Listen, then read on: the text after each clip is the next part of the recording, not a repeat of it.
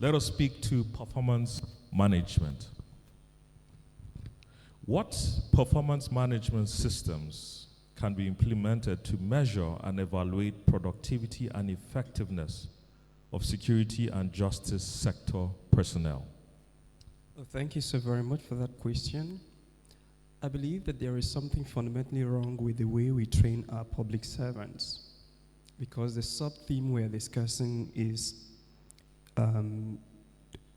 issues with character and competence, and then you deal with productivity.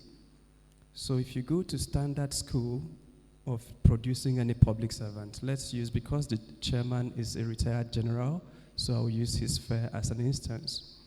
So you want soldiers who are competent, but then you also want those who have character. Now, to deal with competence, there are sets of basic instructions and manuals and things they do, the drills they do to ensure competence. And then that's there. And then believe me, I think that that's the most functional half of the equation. Because the second half of the equation is what you pass through people through, whether they are going to be justices of the Supreme Court, or to be soldiers, or to be orientation officials, or indeed the whole gamut of the public system. There is something you should pass them through to be able to instill character. And that has nothing to do with their competence, because if you have a competent person who doesn't have character, they will use that competence to steal and to dazzle. Because an eloquent person but doesn't know character, he will use his eloquence to deceive the public. So you need someone who is competent, but you also want that person to have character. And then our schools train on competence. Although you talk about a lot of issues about incompetence, but that's even where you find it good. When you look at what we pass them through to have them build character, we've talked about the family, and I agree completely with that. But then if you see our military academies, for instance, where we produce the soldiers, the academies where we produce our police officers, the law schools where we produce our lawyers and then pass them on to be judges, you see a tiny course called ethics. It's called ethics. And that's only one course out of maybe a 16-course series that we are supposed to use to produce people of character. And then if you study ethics, you will see the history of ethics, that ethics has a bone. There's a context to ethics. But the way we teach it today has changed and evolved over time. That now we tell men to be truthful without telling them why they should be.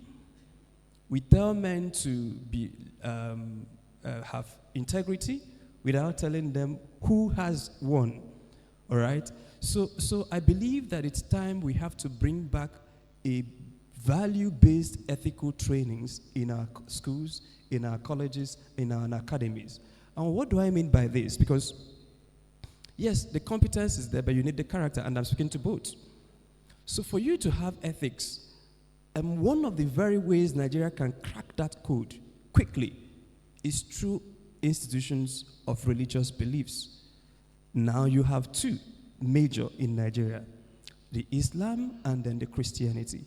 And in those two, you have strong mention of ethics. Why shouldn't you steal?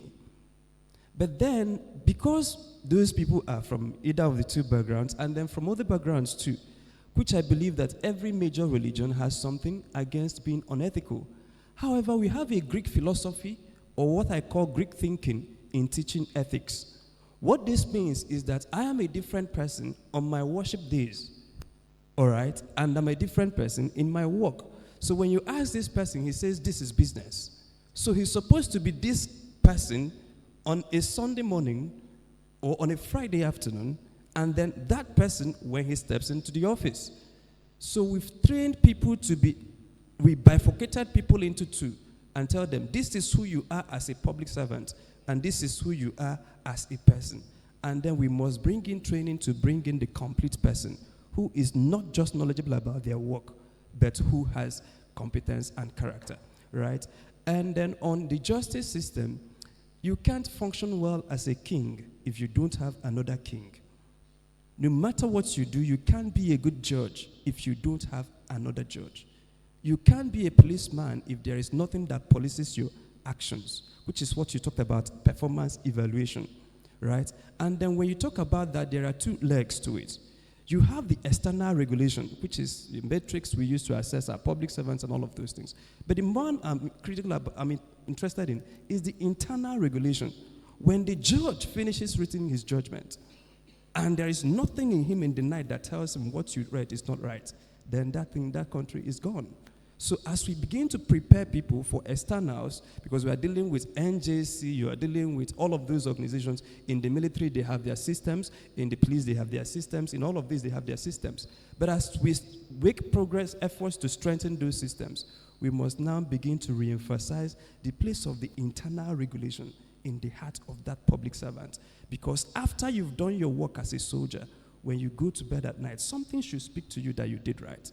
And something should speak to you that you didn't do right. If that thing is not working, especially in a place where you have weak external regulators, then the country is in comatose. So that would be my submission, that you need internal regulated people in government, in public office, and even as citizens, starting from the home. So Nigerians should begin now to reincorporate value-based and, I dare say, religious-based ethical trainings in our schools and in our colleges. And when we say that, people say, oh, but you're now bringing the state or religion back to the state. No, that's different.